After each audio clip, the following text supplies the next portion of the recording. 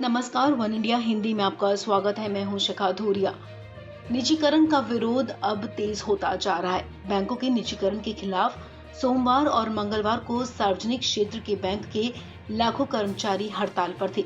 बैंकों की हड़ताल के बाद अब आज लाइफ इंश्योरेंस कॉर्पोरेशन के कर्मचारी हड़ताल पर हैं। LIC के कर्मचारी विनिवेश का विरोध कर रहे हैं।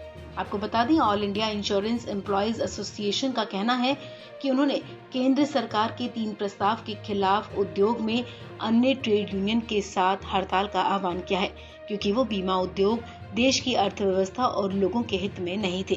आपको बता दें, वित्त मंत्री निर्मला सीतारमण ने बजट 2021 में LIC के IPO लाने की घोषणा की है। इंश्योरेंस सेक्टर में LIC देश की सबसे बड़ी कंपनी है, जिसकी स्थापना 1956 में की गई थी। LIC में कुल 1,14,000 कर्मचारी काम करते हैं। इसके साथ करीब 29 करोड़ पॉलिसी होल्डर्स जुड़े हुए हैं। जानकारों के मुताबिक LIC की वर्तमान वैल्यू कम से कम 12 लाख करोड़ रुपए होगी। सरकार इसमें 10% हिस्सेदारी बेचना चाहती है, यानी कि LIC के विनिवेश के जरिए सरकार कम से कम 1.2 लाख करोड़ रुपए इकट्ठा करेगी। LIC के कर्मचारी विनिवेश के अलावा इंश्योरेंस सेक्टर में 74% FDI का भी विरोध कर रहे हैं। LIC के कर्मचारी और अधिकारी 18 मार्च को हड़ताल में हिस्सा ले रहे हैं। इस बात की जानकारी AIIEA के महासचिव श्रीकांत मिश्रा ने दी है। श्रीकांत मिश्रा का कहना है कि प्रस्तावित विनिवेश LIC के निजीकरण की दिशा में पहला कदम होगा।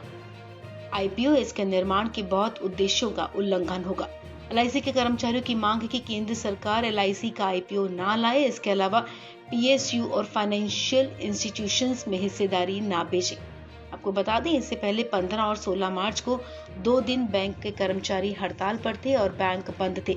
देश भर में 2 बैंकों के निजीकरण के प्रस्ताव के खिलाफ United forum of bank unions ने 15 और 16 मार्च को हड़ताल की थी, जिसमें 10 लाख कर्मचारी शामिल हुए थे। केंद्रीय वित्त मंत्री निर्मला सीतारमण ने हालांकि इस बात पर सफाई देते हुए कहा था कि सरकार कर्मचारियों का पूरा ध्यान रखेगी। उन्होंने कहा था कि सरकार इस बात को सुनिश्चित करेगी कि बैंक के कर्मचारियों के हित के साथ कोई समझौता ना हो। इस खबर में फिलहाल इतना ही। तमाम अपडेट्स के लिए आप बने रहिए वन इंडिया हिंदी के साथ।